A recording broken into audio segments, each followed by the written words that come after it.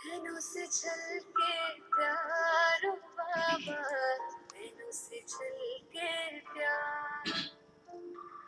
आए है सुख संसार बाबा, आए है सुख संसार। निर्मल निर्मल किरणें आती, भालते हैं सौभाग्य सजाती। तिलक लगाती सदा विजय का, शक्ति अनोखी है भर जाती। प्यार से रहे निहार बाबा, प्यार से रहे निहार। नैनों से छलके प्यारो बाबा, नैनों से छलके प्यार।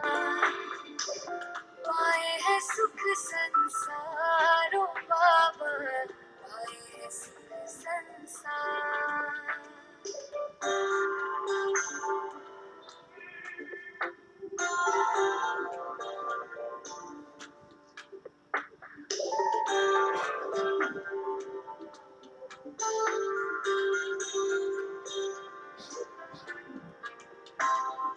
ऐसे पल फिर कब आएंगे, कल्प भर में ना पाएंगे। प्यास बुझा ले युगों युगों की, जन्म सफल हो जाएंगे।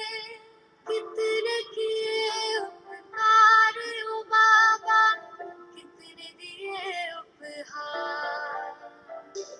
नैनों से छलके प्यारो बाबा, नैनों से छलके प्यार। पाए है सुख संसारो बाबा, पाए है सुख संसार।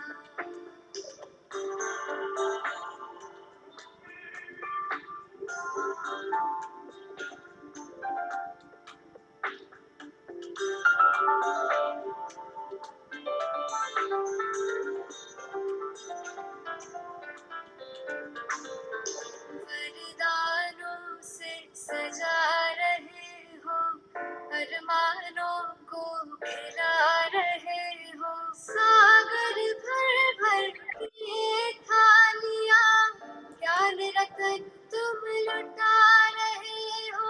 हम पे तुम बलिहार हो बाबा, तुम पे हम बलिहार।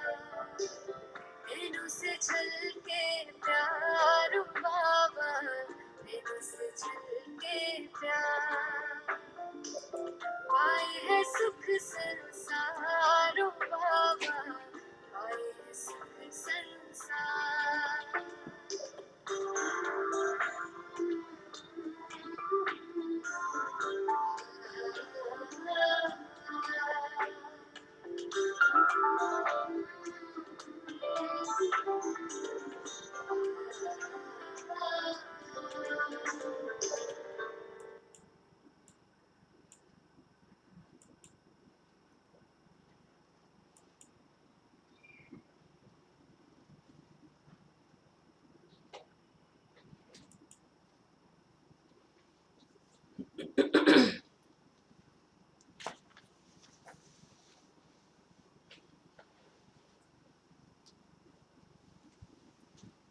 ओम शांति।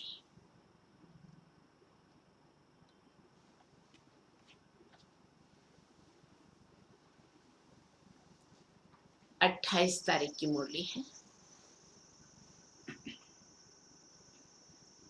मीठे बच्चे, बाप द्वारा तुम्हें जो सृष्टि के आदि मध्य अंत की नॉलेज मिली है, बाप द्वारा तुम्हें जो सृष्टि के आदि मध्य अंत की नॉलेज मिली है, इसे तुम बुद्धि में रखते हो। बुद्धि रूपी तिजोरी ज्ञान के अनमोल खजाने को संभाल के रखती है। तो बाबा ने कहा, इसे तुम बुद्धि में रखते हो, इसीलिए तुम स्वदर्शन चक्रधारी हो,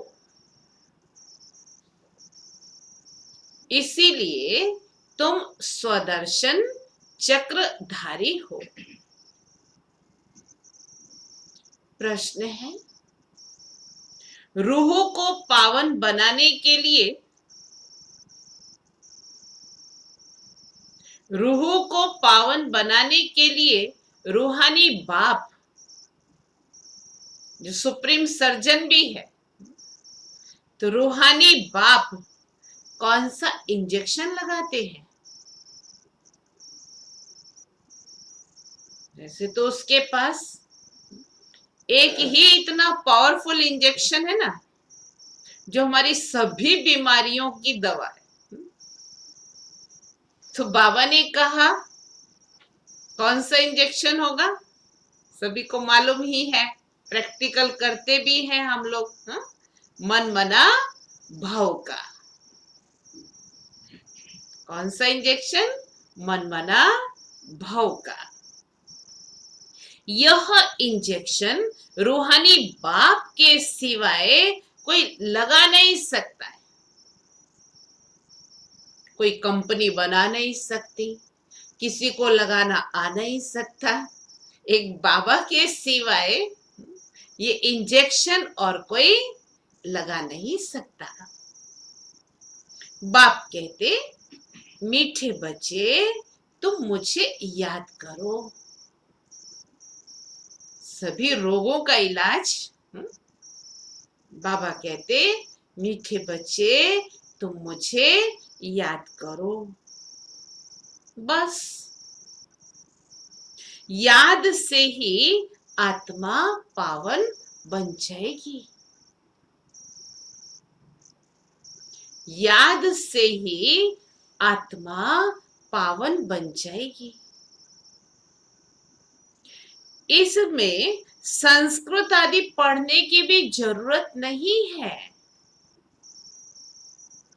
गीता में भले संस्कृत में लिखा है मनमना भाव, लेकिन बाबा तो हम बच्चों को बहुत ही सिंपल भाषा में, जो हर एक कोई समझ सके, उस भाषा में समझाते हैं। बाकी संस्कृत आदि की कोई बात नहीं है। बाप तो हिंदी में सीधे शब्दों में सुनाते हैं। बाप तो हिंदी में सीधे शब्दों में सुनाते हैं। रूह को जब ये निश्चय हो जाता है, रूह को जब ये निश्चय हो जाता है कि रूहानी बाप हमें पावन बनने की युक्ति बता रहे हैं, रूहानी बाप हमें पावन बनने की युक्ति बता रहे हैं, तो विकारों को छोड़ती जाती है। रूह विकारों को छोड़ती जाती है। ओम शांति। ओम शांति का अर्थ तो बच्चों को समझाया है। आत्मा अपना परिचय देती है, मेरा स्वरूप शांत है। मैं आत्मा शांत स्वरूप हूं, अर्थात मेरा स्वरूप शांत है और मेरे रहने का स्थान शांति धाम है, जिसको परम धाम निर्वाण धाम कहा जाता है। बाप भी कहते हैं कि देह अभिमान छोड़ देही अभिमानी बनो। बाप को याद करो, वो है पतित पावन।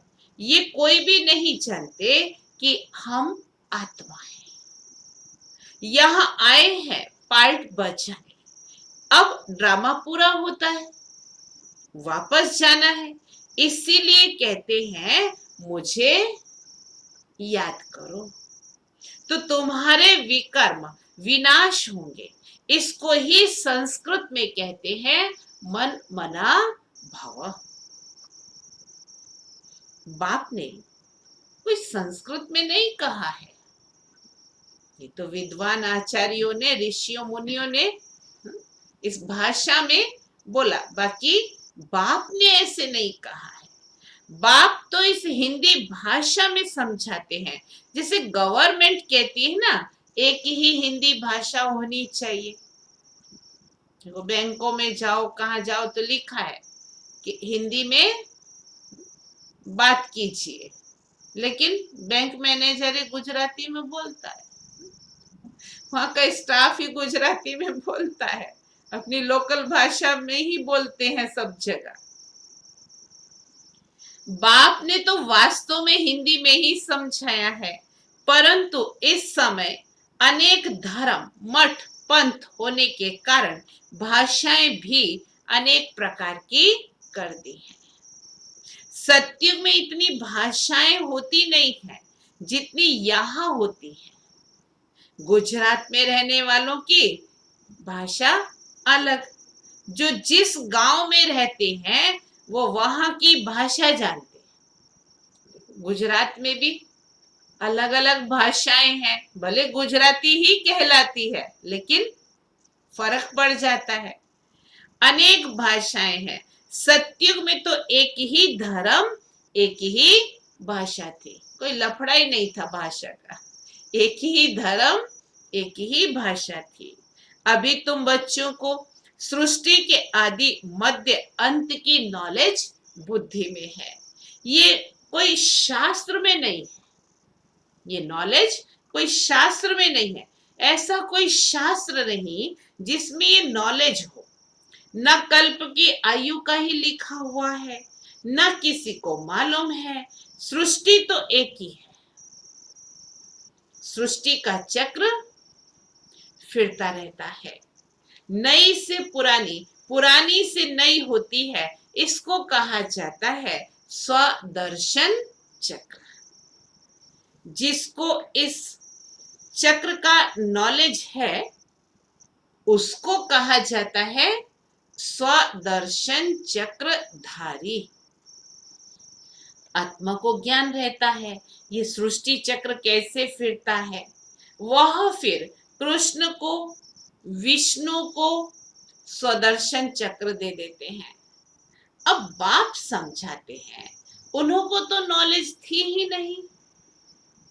सृष्टि चक्र की नॉलेज ना तो श्री कृष्ण को थी, ना विष्णु अर्थात लक्ष्मी नारायण को थी। सृष्टि के आदि मध्य अंत का नॉलेज सिर्फ बाप ही देते हैं। ये है स्वदर्शन चक्र। बाकी कोई हिंसा की तो बात नहीं है, जिससे गला कट जाए, ये सब झूठ लिख दिया है। ये नॉलेज बाप के सिवाय कोई मनुष्य मात्र दे ना सके। मनुष्य को कभी भगवान कह नहीं सकते, जबकि ब्रह्मा विष्णु शंकर को भी देवता कहा जाता है। जो बाप की महिमा है वो देवताओं की हो नहीं सकती। बाप तो राजयोग सिखा रहे हैं। ऐसे नहीं कहेंगे कि बच्चों की भी वही महिमा है जो बाप की है। हाँ, जो लायक बनते हैं तो मास्टर कहलाते हैं। बच्चे फिर भी पुनर्जन्म लेते हैं, बाप पुनर्जन्म में नहीं आते हैं। बच्चे बाप को याद करते हैं। ऊंचे से ऊंचा है भगवान, वह सदा पावन है। बच्चे पावन बन फिर पतित बनते हैं। फर्क बताया है बाप में और बच्चों में। बाप तो है ही पावन, बाप का वर्षा भी जरूर चाहिए, बच्चों को ही मिलना चाहिए ना। एक तो मुक्ति चाहिए, दूसरा जीवन मुक्ति चाहिए। शांति धाम को मुक्ति, सुख धाम को जीवन मुक्ति कहा जाता है। मुक्ति तो सबको मिलती है, जीवन मुक्ति जो पढ़ेंगे उनको मिलेगी, सबको थोड़े मिलेगी। भारत में बरोबर जीवन मुक्ति थी, बाकी सब इतने मुक्ति धाम में थे। सतयुग में सिर्फ एक ही भारत खंड था। लक्ष्मी नारायण का राज्य था। बाबा ने समझाया है, लक्ष्मी नारायण के मंदिर सबसे जास्ती बनाते हैं। बिरला आदि जो मंदिर बनाते हैं वो यह भी जानते नहीं है कि लक्ष्मी नारायण को ये बादशाही कहाँ से मिली। वो तो उनको भगवान समझते हैं, उनको पता ही नहीं है कि ये देवात्माएं हैं। कितना समय उन्होंने राज्य किया, फिर कहाँ चले गए, कुछ भी नहीं जानते। तो जैसे गुड़ियों की पूजा हुई ना, जिसका कोई ऑक्यूपेशन ही ना हो उसको कहेंगे गुड़ियों की पूजा। आपे ही पूज्य, आपे ही पुजारी। पूज्य और पुजारी में बहुत फर्क है, उनका भी अर्थ होगा ना। पतित उनको कहा जाता है जो विकारी है। क्रोधी को पतित नहीं कहेंगे, जो विकार में जाते हैं उनको पतित कहा जाता है। काम विकार को बाबा ने कहा वो पतित पना कहा जाएगा। इस समय तुमको ज्ञान अमृत मिलता है, ज्ञान का सागर है ही बात। बाबा ने समझाया है ये भारत ही सतो प्रधान ऊंचते ऊंच था, अभी तमो प्रधान है। ये तुम्हारी बुद्धि में है, यहाँ कोई राजाई तो है नहीं, ये है प्रजा का प्रजा पर राज्य। सतयुग में बहुत थोड़े होते हैं, अभी तो कितने हैं। विनाश की तैयारियां भी हो रही हैं, दहली परिस्तान बनना ही है। परंतु ये कोई भी जानते नहीं है, वो तो समझते हैं ये न्यू दिल्ली है। इस पुरानी दुनिया को पलटाने वाला कौन है ये किसी को भी पता ही नहीं है, कोई शास्त्र में भी नहीं है। समझाने वाला एक ही बाप है। अभी तुम बच्चे नई दुनिया के लिए तैयारी कर रहे हो, कौड़ी से हीरे मिसल बन रहे हो। क्या कर रहे हैं हम सभी? बैठे बैठे नई दुनिया की तैयारी कर रहे हैं, कौड़ी से हीरे मिसल बन रहे हैं। भारत कितना सॉल्वेंट था, दूसरा कोई धर्म नहीं था, अभी तो अनेक धर्म है। अब रहम दिल बाप को याद करते हैं, भारत सुख धाम था ये भूल गए। अब तो भारत का क्या हाल है, देखो सभी लोगों का क्या हाल है दुनिया में। हा? बहुत दुखी है, डिप्रेशन में है, भय बैठ गया है लोगों को। ऐसे ऐसे केस आते हैं।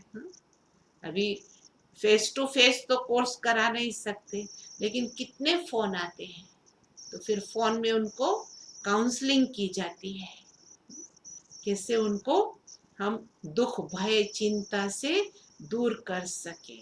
जितने भी फोन आते हैं अधिकतर लोगों के नॉन बी के सब यही, बहन हमको बहुत डिप्रेशन है, हम आए यहाँ पर आए। देखो भी पहले हम बुलाते थे आओ भाई आओ, अभी लोग कहते हैं हम आए और हम क्या कहते हैं, बुला नहीं सकते बेचारों को। इसलिए फोन में काउंसलिंग करनी पड़ती है, फोन में उनको पूरा समझाना पड़ता है। और अभी जो ये कोर्स हुआ है ना, डाउनलोड किया है, काफी लोगों ने अच्छा कोर्स किया है, क्लास भी कर रहे हैं, अभी मुरली में भी जुड़ गए हैं। लेकिन देखो आप लोगों जैसा सुख तो नहीं पा रहे हैं, आप लोगों ने तो बहुत सुख पाया, अभी भी मिल रहा है। बाबा का घर भी देखा, सेवाएं भी की, कितना जमा कर लिया है, भाग्यशाली ब्राह्मण आत्माएं हम सभी बहुत भाग्यशाली। अभी आने वालियों को मधुबन तो ठीक, लेकिन सेंटर तक भी आने में प्रॉब्लम है, अभी तो हम बुला नहीं सकते हैं। ये 2 महीने जो खुला उसमें काफी लोगों ने कोर्स किया, हमने कभी आपके लिए खुला था, आप भाग्यशाली, वो सभी भी मुरली में जुड़ गए हैं। तो ये भी देखो बाबा कहते हैं भारत का क्या हाल है, नहीं तो भारत हेवन था, बाप का जन्म स्थान है, तो ड्रामा अनुसार उनको तरस आता है। भारत तो प्राचीन देश है, कहते हैं बरोबर क्राइस्ट से 3000 वर्ष पहले भारत स्वर्ग था और कोई धर्म नहीं था। अभी ये भारत बिल्कुल पट में आकर पड़ा है। गाते तो हैं भारत हमारा देश सबसे ऊंचा है, नाम ही हेवन स्वर्ग है। भारत की महिमा का कोई को भी पता नहीं है, बाप ही आकर भारत की कहानी सुनाते हैं। भारत की महिमा बाप ही आकर के बताते हैं। भारत की कहानी माना दुनिया की कहानी, इनको सत्यनारायण की कहानी कहा जाता है। तो बाप ही बैठ समझाते हैं।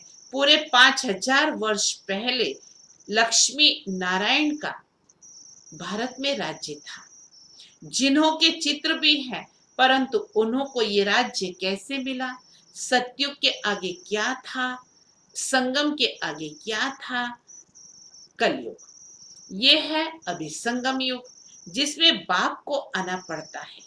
क्योंकि जब पुरानी दुनिया को नया बनाना हो तभी तो मुझे आना पड़े ना, पतित दुनिया को पावन बनाने। ऐसे मेरे लिए कह दिया है कि सर्वव्यापी युगे युगे आता है, तो मनुष्य भी मूंझ गए हैं। संगम युग को सिर्फ तुम बच्चे ही जानते हो। तुम कौन हो?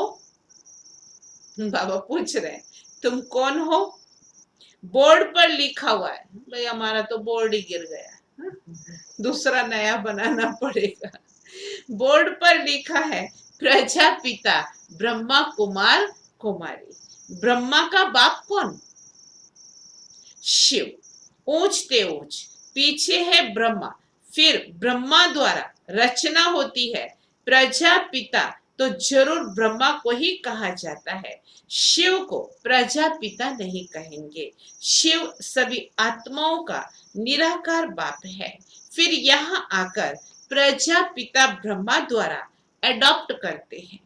बाप समझाते हैं, मैंने इसमें प्रवेश किया है, उन द्वारा तुम मुख वंशावली ब्राह्मण बने हो। ब्रह्मा द्वारा ही तुमको ब्राह्मण बनाए, फिर देवता बनाता हो। अभी तुम ब्रह्मा के बच्चे बने हो। ब्रह्मा किसका बच्चा है? ब्रह्मा के बाप का कोई नाम है? बाबा पूछते हैं। वो है शिव निराकार बाप। वो आकर इनमें प्रवेश कर एडॉप्ट करते हैं, मुख वंशावली बनाते हैं। तो बाप कहते हैं, मैं इनके बहुत जन्मों के अंत में प्रवेश करता हूँ, ये हमारा बन जाता है। संन्यास धारण करते, आके घुस के बैठ ही जाता है उसमें, फिर कहता है हमारा बन जाता, बने नहीं तो क्या करे। हाँ? वो तो कहता रास्ते चलते ब्राह्मण फंस गया। किसका सन्यास? विकारों का सन्यास करता है। घर बार छोड़ने की दरकार नहीं है, गृहस्थ व्यवहार में रहते पवित्र रहना है। माँ में कम याद करो तो तुम्हारे विकर्म विनाश हो जाएंगे। यही योग है जिससे खाद निकल जाती है और तुम सतो प्रधान बन जाते हो।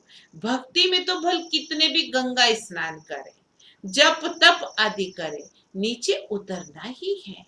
सतो प्रधान थे, अब तमो प्रधान है, फिर सतो प्रधान बनना है। सो तो सिवाय बाप के कोई रास्ता बता ही ना सके। बाप तो बिल्कुल ही सहज रीति बताते हैं। माँ में कम याद करो। ये आत्माओं से बात करते हैं, कोई गुजरातियों व सिंधियों से बात नहीं करते हैं। माँ में कम याद करो, ये है ही रूहानी ज्ञान। शास्त्रों में है जिस्मानी ज्ञान, रूहों को ही ज्ञान चाहिए। रूह ही पतित बना है, उनको ही रूहानी इंजेक्शन चाहिए। बाप को कहा जाता है रूहानी अविनाशी सर्जन। वह आकर अपना परिचय देते हैं कि मैं तुम्हारा रूहानी सर्जन हूं। तुम्हारी आत्मा पतित होने के कारण शरीर भी रोगी हो गया है। इस समय भारतवासी तथा सारी दुनिया नरकवासी है। फिर स्वर्गवासी कैसे बन सकती है? सो तो बाप ही आकर के समझाते हैं। बाप कहते मैं ही आकर सब बच्चों को स्वर्गवासी बनाता हूं। कोई बाप कहेगा कि मैं अपने बच्चे को स्वर्गवासी बनाता हूं? पहले तो उसको स्वर्गवासी का अर्थ मालूम होना चाहिए। बाप ही कहते हैं मैं अपने बच्चों को स्वर्गवासी बनाता हूं। तुम भी समझते हो बरोबर हम नरकवासी थे। कलयुग को नरक कहा जाता है। अब नरक का भी अंत है। भारतवासी इस समय रौरव नरक में पड़े हैं। इसको सावरंटी भी नहीं कहेंगे। लड़ते झगड़ते रहते हैं। अब बाप स्वर्ग में ले जाने लायक बनाते हैं तो उनका मानना चाहिए ना। अपने धर्म शास्त्र को भी नहीं जानते, बाप को भी नहीं जानते, तो बाप कहते हैं मैंने तुमको पतित से पावन बनाया था, न कि श्री कृष्ण ने। कृष्ण तो पावन नंबर 1 था। उनको कहते भी हैं श्याम सुंदर। कृष्ण की आत्मा पुनर्जन्म लेते लेते अब श्याम बनी है। कामचिता पर बैठ काले बने हैं। जगत अम्बा को काली क्यों दिखाते हैं ये कोई भी जानते नहीं है। जैसे कृष्ण को काला दिखाया है वैसे जगत अम्बा को भी काला दिखाया है। महाकाली का रूप बताते हैं ना। अब तुम काले हो फिर सुंदर बनते हो। विकारी पतित अर्थात काले, पावन अर्थात सुंदर। तुम समझा सकते हो भारत बहुत सुंदर था। सुंदरता देखनी हो तो अजमेर सोनी द्वारिका में देखो।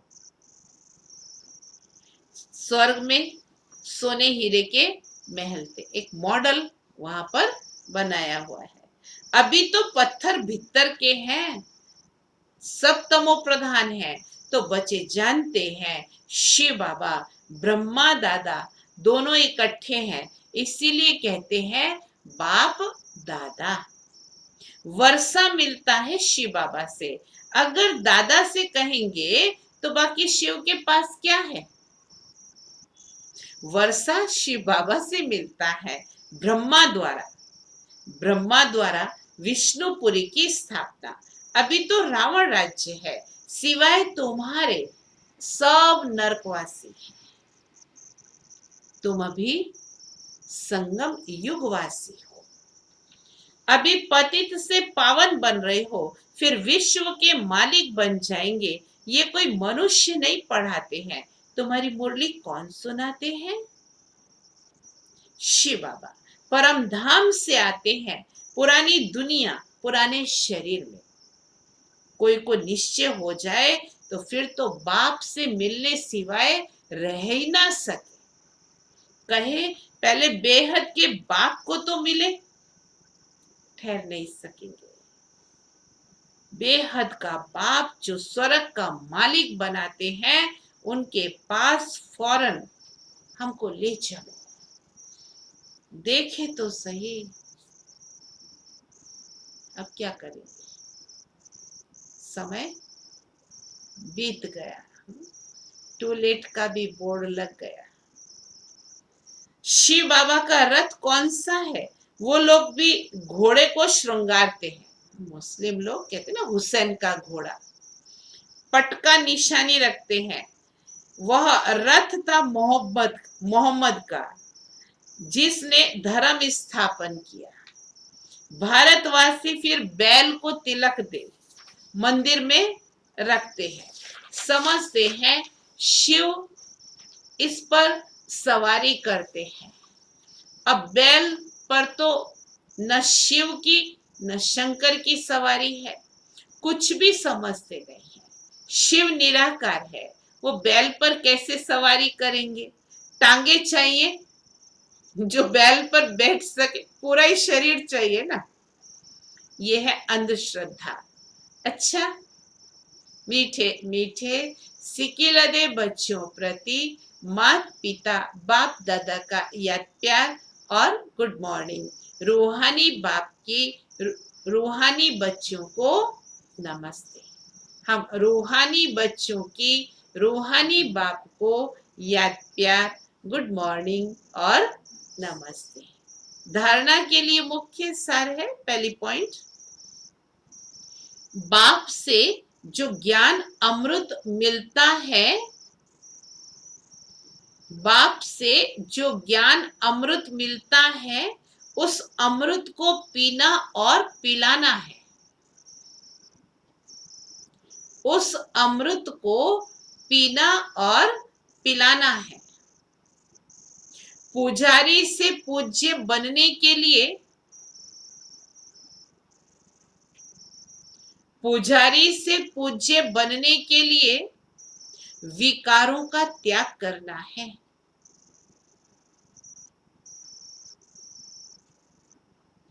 विकारों का त्याग करना है।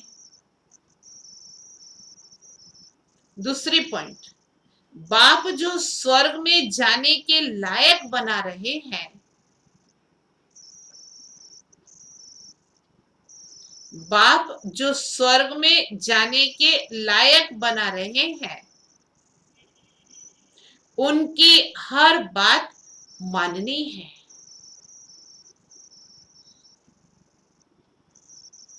उनकी हर बात माननी है।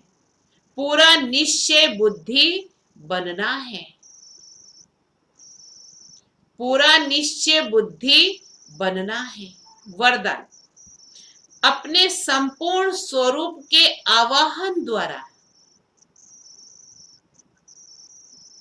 अपने संपूर्ण स्वरूप माना फरिश्ता स्वरूप के आवाहन द्वारा आवागमन के चक्कर से छूटने वाले, आवागमन के चक्कर से छूटने वाले लक्की सितारे भव, लक्की सितारे भव। अब अपनी संपूर्ण स्थिति व संपूर्ण स्वरूप का आवाहन करो। अब अपनी संपूर्ण स्थिति व संपूर्ण स्वरूप का आवाहन करो, तो वही स्वरूप सदा स्मृति में रहेगा। तो वही स्वरूप सदा स्मृति में रहेगा। फिर जो कभी ऊंची स्थिति, कभी नीची स्थिति में आने जाने का चक्कर चलता है, आवागमन का चक्कर कौन सा कहा? कभी ऊंची स्थिति, कभी नीची स्थिति में आने जाने का चक्कर चलता है। बार बार स्मृति और विस्मृति के चक्कर में आते हो। बार बार स्मृति विस्मृति के चक्कर में आते हो। इस चक्कर से मुक्त हो जाएंगे। इस चक्कर से मुक्त हो जाएंगे। वे लोग जन्म मरण के चक्कर से मुक्त होना चाहते हैं। वे लोग जन्म मरण के चक्कर से मुक्त होना चाहते हैं। और आप लोग व्यर्थ बातों से छूट, आप लोग व्यर्थ बातों से छूट चमकते हुए लकी सितारे बन जाते हो। व्यर्थ बातों से छूट चमकते हुए लकी सितारे बन जाते हो। स्लोगन, किसी भी विघ्न के वश होना अर्थात डायमंड पर दाग लगाना। किसी भी विघ्न के वश होना अर्थात डायमंड पर दाग लगाना। आज का सोमान है, मैं एकांतवासी हूं। मैं एकांतवासी हूं। योग बल वाली शांत स्वरूप आत्मा एकांतवासी होने के कारण सदा एकाग्र रहती है और एकाग्रता के कारण विशेष दो शक्तियां सदा प्राप्त होती हैं, एक परखने की और दूसरी निर्णय करने की। यही दो विशेष शक्तियां व्यवहार व परमार्थ दोनों की सर्व समस्याओं को हल करने का सहज साधन है। अच्छा, ओम शांति। हिंदी ज्ञानामृत के बारे में हमने पहले भी अनाउंस किया था। इसका 10 जून तक सभी लवाजम जमा कर जाएं, जो भी इसके मेंबर हैं और जो और बनना चाहते हैं। बाकी मीडिया हमारी काफी लोगों की आई हुई है, क्योंकि जो लॉकडाउन में नहीं आ रही थी वो सभी मीडिया वो भेज रहे हैं। यूं तो मेंबरशिप तो पूरी हो गई थी, लेकिन उनके पास हमारा पैसा जमा है, तो इसलिए वो हमारी मीडिया भेज रहे हैं। तो जो भी मीडिया के मेंबर हैं वो भाई बहने अपनी मीडिया यहाँ से लेकर के जाएं। ओम शांति मीडिया यहाँ सभी की रखी हुई है। 42 मेंबर हैं, कुछ तो आए थे कल, उन्हों की दी, बाकी कुछ लोगों की बाकी है। हिंदी ज्ञान अमृत नहीं आ रही है, सिर्फ लाइफ मेंबर की आ रही है। उन्होंने कहा अभी जो नए मेंबर बनेंगे उनकी हम हिंदी ज्ञान अमृत भेजेंगे। तो जुलाई से जो भी मेंबर बनेंगे उन सभी की हिंदी ज्ञान अमृत आएगी। तो पैसे के साथ साथ अपना पोस्टल एड्रेस पूरा लिख करके हमको अवश्य देंगे, जिससे आपके घर पर ही हिंदी ज्ञान अमृत पहुंच जाएगी। अच्छा, ओम शांति।